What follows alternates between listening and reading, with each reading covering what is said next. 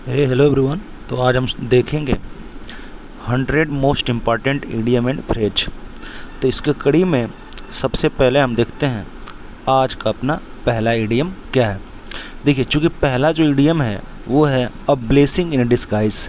A blessing in disguise का मतलब क्या होता है? A good thing that seemed bad at first. अच्छी जो चीज़ें होती हैं शुरुआत में कैसी दिखती हैं, तो बुरी दिखती हैं या बुरी प्रतीत होती हैं या बुरी दिखाई पड़ती हैं। इसे हम क्या कहते हैं? अ ब्लेसिंग इन डिस्गाइज। यानी कोई भी अच्छी चीज़ जो होती है वो शुरुआत में क्या लगती है आपको? बुरी लगती है, खराब लगती है। ठीक है, इसी को हम बोलते हैं क्या चीज़? A blessing in disguise. Example के लिए देख लिए, कहता है कि losing that job was blessing in disguise. उसके लिए जॉब को खो देना क्या था? उसके लिए ब्लेसिंग इन डिस्गाइज था। अर्थात जब उसका जॉब छूट गया होगा तो शुरुआत में उसे बहुत बुरा लगा होगा, लेकिन फिर क्या हुआ, बाद में कोई ऐसी उसको दूसरी जॉब मिल गई जिसमें उससे क्या होगा कि उसको ज़्यादा पैसा रुपया उसमें मिल रहा होगा, या कोई बिजनेस खोल दिया होगा जिसमें डबल ट्रिपल मुनाफा हो रहा हो उसको, तो ये क्या हो जाएगा? उसके लिए ब्लेसिंग इन डिस्गाइज हो जाएगा। ठीक है, तो ऐसा है कि आपको पहला ये कॉन्सेप्ट जो है समझ में आ गया होगा, पहला डीम फ्रेज का मीनिंग। आइए आगे हम लोग बढ़ते हैं दूसरे वाले पे। ठीक है, दूसरे वाले मीनिंग पे चलते हैं। देखिए, दूसरा जो वर्ड है beat around the bush. Beat around the bush का अर्थ क्या है कि avoid saying what you mean, कि आप जो कहना चाहते हैं, जिसका अर्थ है आपका मीनिंग, कहने का मतलब है, आप उस चीज़ से क्या कर रहे हैं? अपने आप को बच रहे हैं। अर्थात बीट अराउंड द बुश का मतलब होता है किसी भी बात को घुमा फिरा करके कहना, यानी कि वास्तविकता ना कहना, उसके आसपास की सारी बातें कह देना, लेकिन आप कहना क्या चाहते हैं ये आप कह नहीं रहे हैं। ठीक है, तो ये इसका मीनिंग हो जाएगा। कहता है कि stop beating around the bush and tell me the truth. तो एग्जांपल इसका ये है कि देखो भाई, बात को घुमा फिरा के ना कहो, जो सच्चाई है वो मुझसे कहो। तो ये हो जाएगा आपका सेकंड। आइए थर्ड पे चलते हैं। Bite the bullet. Bite the bullet का मतलब क्या होता है? तो बाइट द बुलेट का मतलब होता है कि देखिए, बाइट मतलब निकल जाना, खा जाना, और द बुलेट, बुलेट का मतलब होता है बुलेट, गोली की बुलेट, यानी कि बुलेट को आप सहन कर जा रहे हैं, उसको बर्दाश्त कर जा रहे हैं। इसका अर्थ आप क्या समझ रहे हैं? तो इसका अर्थ हो जाएगा to do something painful or pleasant. कोई भी ऐसा काम करना जिसमें आपको बहुत ही ज़्यादा तकलीफ हो, या आपको वो क्या हो, मतलब सही ना लगे काम, लेकिन फिर भी उस काम को कर रहे हैं, बाइट द बुलेट होता है। इसका मीनिंग ऐसे भी निकाल सकते हैं, बाइट द बुलेट का मतलब ये भी होता है कि किसी चीज़ को, कठिन परिस्थिति का सामना करना, ये भी आपका हो सकता है। तो to do something painful or pleasant, ये इसका आंसर होगा। एग्जाम्पल में हो जाएगा कि he had to bite the bullet and take the exam. उसने बहुत कठिनाई का सामना करके क्या दिया? एग्जाम दिया। ठीक है, तो आइए हम लोग बढ़ जाते हैं। इसमें तीसरा क्वेश्चन था। ठीक है, तो आपको पता चल गया होगा कि पहला क्वेश्चन का मीनिंग क्या है, दूसरे क्वेश्चन का मीनिंग क्या है, तीसरे क्वेश्चन का मीनिंग क्या है। ठीक है, आगे हम लोग बढ़ते हैं नेक्स्ट क्वेश्चन पे। तो नेक्स्ट क्वेश्चन की तरफ चलेंगे, तो इसका मीनिंग क्या हो जाएगा ये देखते हैं। चौथा है break the ice. Break the ice का मीनिंग क्या हो जाएगा? To start conversation in social setting. यानी सीधे सीधे आप समझिए इतना कि ब्रेक द आइस मतलब आइस जो बर्फ़ है उसको तोड़ देना। बर्फ़ को तोड़ देना अर्थात यहाँ पर इडियम एंड फ्रेज पढ़ रहे हैं तो चुप्पी को तोड़ देना। जब आप क्या गए, बहुत देर तक शांत रहे और फिर उसके बाद अचानक से बोलना चालू कर दें, टू स्टार्ट कन्वर्सेशन, बातचीत करना चालू करते हैं, उसी को बोलते हैं क्या? जिस ब्रेक द आइस। एग्जाम्पल कहता है कि the party games help break the ice. ठीक है, बाकी आप समझ पाए होंगे इसका मीनिंग। आइए देखते हैं दूसरा। अरे दूसरा का मतलब इसमें चौथा ही हो गया। ये नंबर कौन सा है? तो ये हम लोग का पाँचवा है, ये हो जाएगा छठवां और ये हो जाएगा सातवां। तो देखिए छठवां को देखते हैं। कहता है हीट द सैक। ठीक है, हीट द सैक का मतलब क्या है? सैक का मतलब होता है बोरा और हीट का मतलब होता है लात से मारना। अगर बोरे को लात से मार रहे हैं, एग्जाम्पल के तौर पे समझिए कोई मजदूर व्यक्ति है और वो क्या कर रहा है कि बोरा लादने का उसका काम है, और वो क्या करता है कि बोरे को लात मार रहा है। तो इसका मतलब कि आप क्या समझ रहे हैं? इसका मतलब ये कि थक गया, वो कहना चाहता है कि देखिए मालिक अब हमसे काम नहीं हो पाएगा, यानी कि वो आराम करना चाहता है। तो इसका मीनिंग क्या निकलेगा? तो गो टू बेड, बेड पर जाना। ठीक है, एग्जाम्पल क्या हो जाएगा? आई एम टायर्ड, मैं थक गया चुका हूँ। आई शैल हिट द सैक नाउ। ठीक है, इसलिए मैं क्या करना चाहता हूँ? मैं अब बेड पर जाना चाहता हूँ। ठीक है, तो ये रहा आपका पाँचों में। देखिए छठा, under the weather. Under the weather का मतलब क्या हो जाता है? अंडर द वेदर, यानी कि जैसा वेदर है उसी के समान आप भी अपने आप को परिवर्तित कर पा रहे हैं। जैसे कि अचानक से होता क्या है कि जैसे गर्मी का मौसम था, अचानक बरसात हो गई, उसके बाद लगेगा ठंडा लगेगा, लेकिन आदमी जो होगा ठंड की वजह से, गर्मी था ठंड में तुरंत तो कन्वर्ट कर नहीं पाएगा, तो वो क्या पड़ जाएगा? बीमार पड़ जाएगा। तो अंडर द वेदर का मतलब ये होता है क्या चीज़? फीलिंग सिक। कहता है कि she is under the weather and won't attend school. वो क्या कर पाई कि वो बीमार पड़ गई, इसलिए वो स्कूल वो अटेंड नहीं कर पाई। तो ये रहा आपका छठा मीनिंग। सातवां मीनिंग देखते हैं थोड़ा सा। देखिए सातवां जो वर्ड है आपका क्या है? तो वो है let the cat out of the bag. कि बिल्ली को बैग से बाहर निकालो। इसका मतलब क्या है कि बिल्ली को बाहर निकालो बैग से, इसका मतलब ये नहीं है कि बैग से आप बिल्ली को बाहर निकालेंगे। मतलब ये है कि मीनिंग क्या देखिए, रिवील अ सिगरेट, यानी कि सिगरेट का रहस्य का खुलासा कर देना। ठीक है, आपके पास जो भी रहस्य था आप अपने मन में रखे हुए थे, अपने पेट में रखे हुए थे, उस मन से पेट से क्या कर दिए, उस रहस्य को खुलासा कर दिए। तो उसी को क्या कहते हैं, let the cat out of the bag. Example देखिए, कहता है कि he let the cat out of the bag about the surprise, यानी कि आश्चर्य वाली जो बात थी, सरप्राइज वाली जो बात थी, उसका वो पहले ही क्या कर दिया, खुलासा कर दिया। ठीक है, आइए बढ़ते हैं नेक्स्ट वर्ड की तरफ। आगे वर्ड क्या है हमारा, तो once in a blue moon. Once in a blue moon का मतलब क्या होता है, once in a blue moon का मतलब होता है कोई भी काम जो होता है बहुत रेयरली हो, मतलब बहुत दिनों के बाद हो, तो उसे क्या कहते हैं, once in a blue moon. या बड़ी कठिनाई से कोई काम हो, उसे वेरी रेयरली कहते हैं। कहता है कि that comet appears once in a blue moon, तो वो जो कॉमेट है वो क्या करता है, आकाश में जो होता है कभी कभी दिखाई पड़ता है। ठीक है, आइए आगे है नेक्स्ट वर्ड जो है हम लोग का, ये है piece of cake. Piece of cake का मीनिंग क्या है, तो पीस ऑफ केक का जो मीनिंग हो जाएगा, यानी क्या है, केक का टुकड़ा। केक का टुकड़ा आपके लिए क्या होता है, देखिए केक का टुकड़ा से आप क्या समझते हैं, केक का टुकड़ा कोई आसान चीज़, यही ना समझ सकते हैं। केक का टुकड़ा क्या है, कोई आसान काम है। करा मीनिंग समथिंग वेरी इजी, कोई ऐसा काम रहे जिसे आप कहेंगे अरे ये तो बहुत हलवा है, बहुत ही आसान है, तो उसे हम क्या कह देंगे, समथिंग वेरी इजी, यानी कि कोई ऐसा काम हो जो बहुत अपने आप में आसान है, उसे हम कह सकते हैं पीस ऑफ केक। कहता है कि the test was a piece of cake, यानी कि जो टेस्ट अभी हुआ था वो टेस्ट कैसा हुआ था, तो वो क्या है, पीस ऑफ केक। आप में से बहुत सारे ऐसे भी बच्चे होंगे जो सारे मीनिंग को जानते होंगे, तो उनके लिए जो ये कराया जा रहा है प्रैक्टिस से, तो वो क्या हो जाएगा, उनके लिए क्या हो जाएगा, ये सारा जो होगा क्वेश्चन पीस ऑफ केक हो जाएगा। ठीक है, आइए आगे बढ़ते हैं। चलिए आगे बढ़ने के बाद आगे देखते हैं ब्रेक अ लेग। अच्छा, ब्रेक अ लेग का मतलब क्या होता है, ब्रेक का मतलब तोड़ देना, अ लेग का मतलब एक पैर, तो एक पैर तोड़ देना ये नहीं है। वास्तव में जो मीडियम फ्रेज पढ़ते हैं वास्तव में वो मीनिंग ना होकर के उससे हट करके मीनिंग होता है। तो ब्रेक अ लेग का मतलब यहाँ पे क्या हो जाएगा, गुड लक, किसी को विश करना, वही क्या कहते हैं, ब्रेक अ लेग कहते हैं। आप ऐसे समझ सकते हैं कि आप अपने दोस्तों को या भाइयों को जा करके ये कह सकते हैं, अगर पेपर को वही देने जा रहा है तो ये कह देना कि भाई जाओ और एग्ज़ाम का पैर तोड़ करके आओ। ठीक है, ये नहीं कि उसी को कहेंगे भाई तोड़ पैर तोड़ दे रहे हैं, ऐसा नहीं होगा। ठीक है, तो ये मीनिंग इसका हो जाएगा good luck. Break a leg का मतलब हो जाएगा good luck. Example, break a leg in your performance, यानी कि अपने परफॉर्मेंस के द्वारा क्या कर देना, तुम्हारा जो परफॉर्मेंस होने वाला है उसके लिए मैं तुम्हें क्या करता हूँ, गुड लक देता हूँ, यानी कि अच्छा विश करता हूँ कि तुम्हारा परफॉर्मेंस जो होगा ठीक ठाक होगा, अच्छा होगा।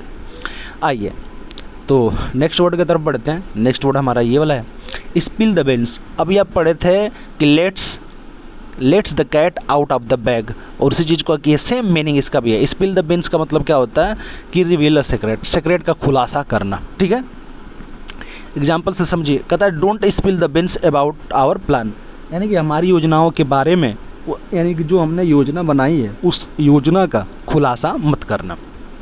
आइए नेक्स्ट वर्ड की तरफ चलते हैं। नेक्स्ट वर्ड क्या है, barking up the wrong tree. Barking up the wrong tree, कहता है कि accusing the wrong person. Barking up the wrong tree, यानी कि गलत पेड़ की तरफ क्या करना, भौंकना। और एक्यूजिंग द रॉन्ग पर्सन का मतलब होता है एक्यूज करना किसको, गलत आदमी को। गलत आदमी मतलब सीधे से समझिए, एक्यूज का मतलब दोषी ठहराना, किसी दोषी, मतलब कोई ऐसे व्यक्ति जो गलत व्यक्ति है, मतलब गलत व्यक्ति का मतलब समझ रहे हैं, ये गलत का मतलब वो नहीं, जैसे मतलब कि दो, समझिए कि कोई दो व्यक्ति है, जैसे एग्जाम्पल के तौर पर एक यहाँ पर ए व्यक्ति है और एक यहाँ पर क्या है, बी व्यक्ति है। ए व्यक्ति जो है वो सही है और बी व्यक्ति जो है वो गलत है। तो आप क्या करिए, आप क्या कर रहे हैं कि आप जो है गलत वाले को क्या कर दे रहे हैं, सही ठहरा दे रहे हैं, और सही वाले को क्या कर रहे हैं, गलत कर दे रहे हैं। तो ये क्या हो जाएगा, barking off the wrong tree, यानी कि जो अच्छा आदमी था आप उसी को दोषी बना दे रहे हैं। तो इसी को कहते हैं, कहता है you are barking off the wrong tree blaming me, यानी कि तुम तो ठीक वही काम कर रहे हो यार, तुम मुझे ब्लेम करके, मुझे दोषी बना करके तुम वही काम कर रहे हो। क्या उन सा काम, तो barking off the wrong tree, यानी कि मुझे गलत ठहरा करके तुम क्या कर रहे हो, सही आदमी को गलत ठहरा रहे हो। ठीक है, आइए आगे बढ़ जाते हैं नेक्स्ट वर्ड की तरफ। नेक्स्ट वर्ड जो हमारा है वो हो जाएगा, कौन सा हो जाएगा, तो ये हमारा हो जाएगा cost an arm and leg. तो कोई ऐसी चीज़ जो रहे वो क्या रहे, बहुत ही ज़्यादा कैसी रहे, तो बहुत ही ज़्यादा महंगी रहे। क्या रहे, महंगी। महंगी को आप क्या कह सकते हैं, तो महंगी को आप कह सकते हैं क्या चीज़, एक्सपेंसिव कह सकते हैं। कैसा, एक्सपेंसिव, समझ रहे होंगे, एक्सपेंसिव। देखिए भाई हमारे पास उतनी व्यवस्थाएं नहीं हैं, लेकिन जितनी व्यवस्थाएं हमारे पास हैं उतनी मैं कोशिश कर रहा हूँ ताकि आप अपनी पढ़ाई को सुचारू ढंग से चालू रखें। देखिए कास्ट, इसका मीनिंग क्या निकल जाएगा आपके हिसाब से? तो इसका मीनिंग जो हो जाएगा ये हो जाएगा कि cost an arm and leg. इसका मीनिंग जो हो जाएगा ये हो जाएगा कि आप एग्जांपल के तौर पर समझिए कि जैसे गरीब आदमी जैसे हम ही लोग हैं तो क्या कर रहे हैं हम लोग, बहुत मेहनत के साथ क्या कर रहे हैं, पढ़ाई कर रहे हैं, पढ़ाई का खर्चा उठा रहे हैं, जहाँ पे अगर रह रहे हैं कहीं पे रूम किराया भाड़ा दे रहे हैं, आने जाने का कापी किताब का सारा जो खर्च हो रहा है तो उसमें क्या हो रहा है कि सारा जो खर्च है वो कैसा है, तो cost and arm and leg, यानी हाथ पाँव का जोर पूरा लगाना पड़ जा रहा है हमें अपनी पढ़ाई को सुचारू ढंग से जारी रखने के लिए। ठीक है, तो वो क्या हो जाएगा कि cost and arm and leg का मीनिंग हो जाएगा वेरी एक्सपेंसिव। समझ पाए आप? वेरी एक्सपेंसिव, कोई चीज़ बहुत महंगा हो तो उसे कहते हैं cost and arm and leg. ठीक है, कहता है the new phone cost me an arm and leg, कि जो नया फ़ोन था उसका वैल्यू जो था वो क्या था, बहुत ही ज़्यादा एक्सपेंसिव था। आइए पढ़ते हैं सेकंड वाला को। कहता है कि add fuel to the fire, add fuel to the fire, add fuel to the fire यानी कि क्या करना कि आग में और ईंधन डालना। यानी कि देखिए कहीं आग लग रही है, आप आग को बुझाने के अलावा आप क्या कर रहे हैं, आप उसमें जो है कोई या तो पेट्रोल डाल रहे हैं, डीजल डाल रहे हैं, जिससे आग और भड़क जा रही है। तो आप ये क्या कर रहे हैं, तो कहता है कि worsen an already bad situation, यानी कि कोई स्थिति और ख़राब है, कोई स्थिति पहले से ख़राब है और आप कोई ऐसा काम कर रहे हैं जिससे और उसकी स्थिति और ज़्यादा ख़राब हो जा रही है। ठीक, तो इसे ही कहते हैं क्या चीज़, add fuel to the fire. His rude comments added fuel to the fire, कि उसका भद्दा जो कमेंट था वो क्या था, वो add fuel to the fire ही था, यानी कि बिगड़ी हुई स्थिति को और बिगाड़ देना। ठीक है, आइए नेक्स्ट की तरफ बढ़ते हैं। कहता है कि cry over spilt milk, cry over spilt milk यानी फटे हुए दूध के ऊपर रोना। कहता है कि worry about something that can not be undone, यानी कि आप ऐसी चीज़, जैसे समझिए दूध जो है वो क्या हो चुका है, तो ये आपका ये दूध है और ये दूध क्या हो गया, अब ये दूध फट गया। तो आपको पता ही है कि फटा हुआ दूध अब तो वापस आ नहीं सकता है और उसके ऊपर आप रो रहे हैं। तो इसका मतलब कि आप क्या कर रहे हैं कि आप ऐसी चीज़ों के बारे में सोच करके व्यर्थ गवा रहे हैं अपना टाइम, जो चीज़ जो है सही हो ही नहीं सकती। तो कहता है कि worry about something that can not be undone, यानी कि ऐसी चीज़ जिसके बारे में आप रो रहे हैं वो सही नहीं हो सकती है। ठीक है, don't cry over spilled milk, move on. इसलिए कह रहा है कि देखो भाई उन सारी चीज़ों के बारे में ऐसे चक्करों में ना पढ़ो, आगे बढ़ो, मूव ऑन कर जाओ।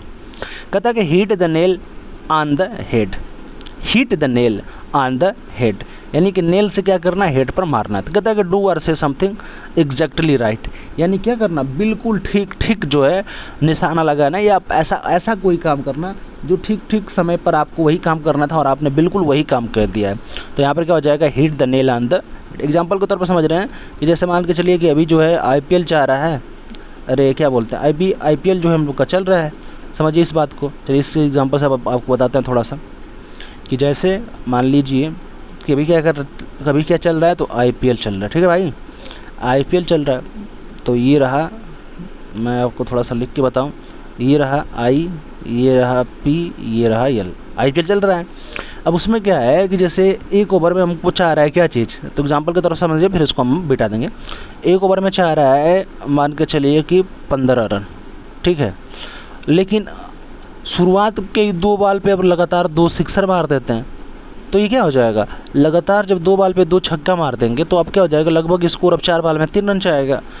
अब बॉलर जो होगा एक आध 2 वाइड फेंक देगा, एक आध 2 रन और आप मार देंगे। तो इससे क्या हो जाएगा, जो आपको चाहिए था शुरुआत में आपने वही क्या कर दिया है, वही काम कर दिया है, तो आप hit the nail on the head कर दिए, यानी कि जो आपको करना था बिल्कुल वही कर दिए। तो इसका मीनिंग हो जाएगा hit the nail on the head. ठीक है, आइए बढ़ जाते हैं आगे। कहता है कि jump the gun, jump the gun का मतलब क्या होता है, जैसे कोई व्यक्ति है वो क्या करता है कि जंप द गन कर दिया, यानी कि गन के पास दौड़ करके चला गया। यानी क्या करना, कोई काम जो है बहुत जल्दी ही स्टार्ट कर लेना, उसको क्या कहते हैं, स्टार्ट टू अर्ली। यानी कि आप ऐसा समझिए कि 2 लोग थे, एक जैसे A व्यक्ति था और एक B व्यक्ति था, दोनों में आपस में बात हो रहा था, तो B या A और B में से मान लो A का कोई लड़का था जो C था, वो क्या कर दिया, ये बात इन दोनों में हो ही रहा है, तब तक ये करके दौड़ करके जाए और क्या करें, ये बंदूक निकाल करके अब इसके ऊपर जो है मारने की कोशिश करी। तो ये क्या हो जाएगा, बहुत जल्दी हो गया, अभी बात चली रहा था तो क्या ज़रूरत है झगड़ा करने की, बंदूक उठाने की। तो इसे कहते हैं जंप द गन, मतलब स्टार्ट टू अर्ली। आइए बढ़ जाते हैं नेक्स्ट वर्ड की तरफ। दूसरा देखते हैं, लेट स्लीपिंग डॉग्स लाई। इसका मतलब हो जाता है डोंट रिस्टार्ट ओल्ड कन्फ्लिक्ट, यानी कि जो डॉग सोया हुआ है उसको सोने दो, कहीं जगा रहे हो। इसका मतलब ये हो जाएगा कि जो पुराना झगड़ा है, पुरानी जो बहस है, उस बहस को दोबारा चालू ना करो। तो ये मीनिंग हो जाएगा लेट स्लीपिंग डॉग्स लाई। ठीक है, ध्यान रखेंगे। आइए बढ़ते हैं आगे। वर्ड की मीनिंग 13। देखिए, एक से बेहतरीन एक एक वर्ड आपके लिए लाया गया है। अगर ये सारे वर्ड आपको पसंद आएंगे तो आप हमारे वीडियो को लाइक कर दीजिएगा, चैनल को सब्सक्राइब भी कर दीजिएगा और अपने साथ दोस्तों के साथ भी इससे जुड़िएगा। ठीक है, ठीक। कहता है make a long story, make a long story short, यानी कि एक बड़ी सी कहानी को छोटा कर देना। सीधी सीधी आप समझ रहे हैं, बड़ी सी कहानी रहेगी, यहाँ से यहाँ तक कोई कहानी और इसको यहाँ तक कर देना। इसका मतलब क्या करना, उसको समराइज कर देना। कहता है miss the boat. Miss the boat का मतलब क्या होता है कि आप बोट को मिस कर दिए। जैसे आपको इस पार से ए पॉइंट से बी पॉइंट तक जाना था और बीच में यहाँ क्या थे, बोट थी। अब आप जो हैं तब आए हैं जब ये बोट जो है यहाँ से इधर चल गई है, यानी कि आप क्या कर दिए, जो आपके पास अवसर था उस अवसर को आप क्या कर दिए, मिस कर दिए। तो मिस द बोट का मतलब होता है मिस एन अपॉर्चुनिटी, अवसर को मिस कर देना। ठीक है, आइए देखते हैं खतरनाक एक वर्ड और। कह रहा है कि नो पेन नो गेन। दुनिया की, ये देखिए, दुनिया में सबसे सच्चाई चीज़ यही है कि नो पेन नो गेन। अगर आप कोई ऐसा काम कर रहे हैं जिसमें पेन नहीं हो रहा है तो आप समझिए कि उसमें आपको क्या हो रहा है, गेन भी नहीं होगा। कहता है कि effort is required to achieve something. किसी भी चीज़ को अचीव करने के लिए, प्राप्त को करने के लिए आपका एफर्ट, आपके प्रयास का क्या होना आवश्यक है, रिक्वायर्ड है उसकी। आप बिना प्रयास किए किसी भी चीज़ को हासिल नहीं कर सकते मेरे भाई, इसलिए आपको क्या करना पड़ेगा, प्रयास करना पड़ेगा। कहता है कि keep training no pain no gain. आप प्रयास करते रहिए, अभ्यास करते रहिए, क्योंकि अगर आपको तकलीफ़ नहीं होगा तो आपको सफलता भी नहीं मिलेगी।